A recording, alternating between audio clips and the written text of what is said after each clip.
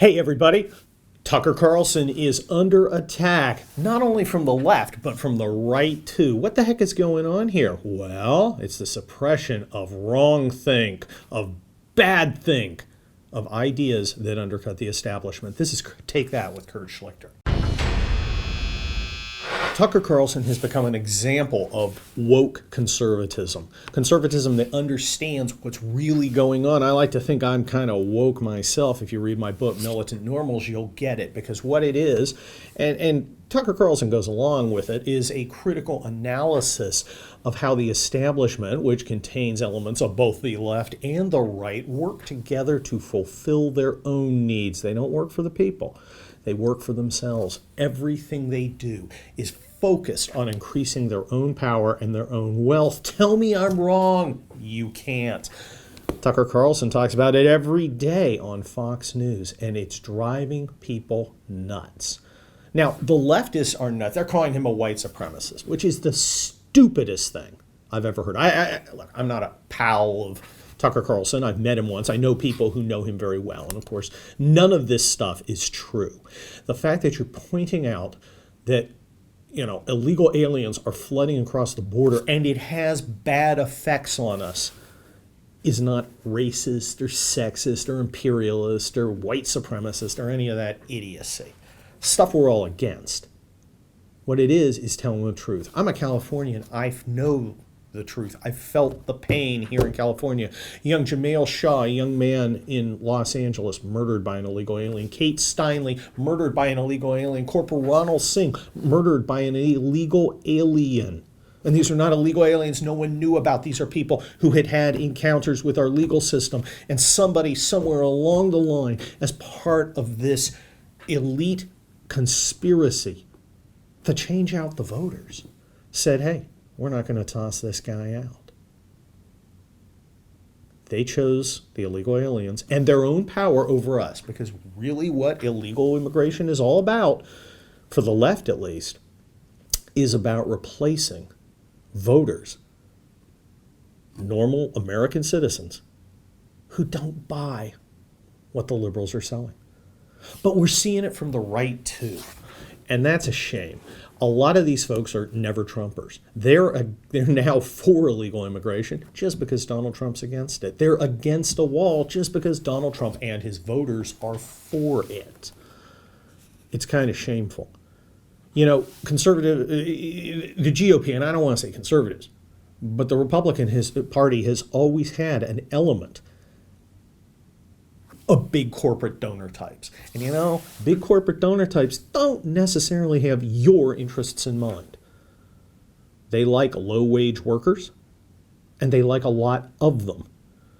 People who are here illegally aren't uppity. They don't do things like demand their rights, demand fair pay, fair conditions, that the companies abide by the law. They can be paid under the table. They can be paid cheaply. They can be exploited where you will stand up for your rights. So there's a lot of alleged Republicans who are perfectly happy with a flood of pliable workers coming over the border. So you got the left and the right conspiring for it. And they're now focusing on Tucker Carlson because he's calling this stuff out. He's calling out the illegal alien scam. He's calling out the exploitation by crony capitalists. Now, look, there's a lot of criticism of Tucker Carlson out there because, he's against capitalism. Nonsense. But what he is against crony capitalism, where allegedly private companies, hand in hand with the government, work to suppress other people. That is, other competing businesses and you. I'm getting so tired of hearing, well, I guess we can exclude you from the public square because, free enterprise. Nothing about free enterprise principles requires that you allow yourself to be made a serf. Let me say that again. Nothing in our free enterprise principles require you to roll over and show your belly when anyone attempts to crush your freedom of speech. No less a conservative luminary than William F. Buckley said, and I'm paraphrasing, hey, whether it's the government or General Motors, it doesn't matter to me. I am against them. infringing on my freedom. And Tucker Carlson is speaking up about it. So they're trying to ban him. You got the right wing guys attacking him. You're practically Noam Chomsky. You're a socialist. That's just stupid and it's wrong. And then you got the left saying you're racist, hate, and they're trying to do a boycott of it. I love it. Instead of fighting his ideas, they just want to silence him because that's what leftists do. They silence people because their ideas are so terrible they can't face competition.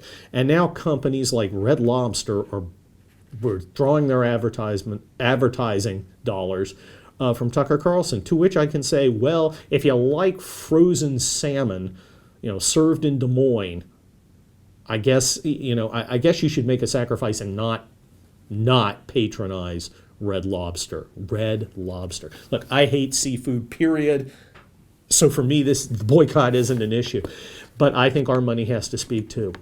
If you are going to join in the oppression of normal Americans, if you are going to rage against free speech in an effort to shut up ideas that you don't like, well, I guess we got to fight fire with fire. So don't go to Red Lobster. It's not much of a sacrifice because Red Lobster is terrible, but you got to do it anyway. Now, this is their MO. They're getting more intense. They're working harder. And that's against Tucker Carlson right now. And next, it's going to be me or you or both. But it does tell us one thing. It tells us that the kind of new conservative critique that Tucker Carlson is bringing is drawing blood. They're scared, folks. They're scared. And you know what? They should be. This is Take That with Kurt Schlichter. If you like what you're hearing out here outside the paywall for free in short, controlled bursts, perhaps you should go one step further. Perhaps you should sign up and become a member of the Rebel TV. There's great stuff in there. Check it out. If you like what I'm doing, follow, look at my rants every Tuesday and Friday. Read my town halls every Monday and Thursday at townhall.com. Follow me on Twitter, where I occasionally tweet, and it's always pleasant and polite. And get my books, Militant Normals, which talks about a lot of things I talked about in this rant, and Wildfire, which my new novel, and it shows you what might happen if these people win. They're both available on Amazon. I'll see you next time on Take That with Kurt Schlichter.